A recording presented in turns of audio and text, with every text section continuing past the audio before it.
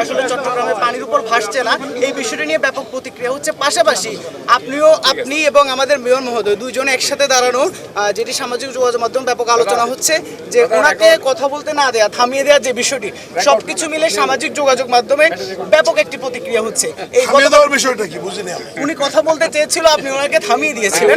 এই বিষয়টি নিয়ে এটাই তো স্বাভাবিক। আমি ঢাকা থেকে মন্ত্রী আসছি, আমি যা দেখছি এটা তো আমি বলবো, উনি বললে তো মানুষ বলবে যে উনি ওনাকে সাপোর্ট করছেন। আমি যেহেতু দেখতে আসছি বিষয়টা তো আমি বলবো। আর এই মাইকটা আমার হাতে দেন, আপনি একটু আমার প্রশ্নের উত্তর দেন। কাল থেকে যে আপনি আমার সাথে ঘুরছেন, আপনি কোথায় পানি দেখেছেন বলেন?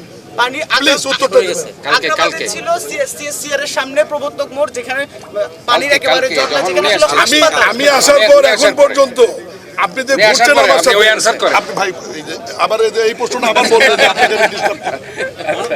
আপনি বলেন তো কোথায় পানি?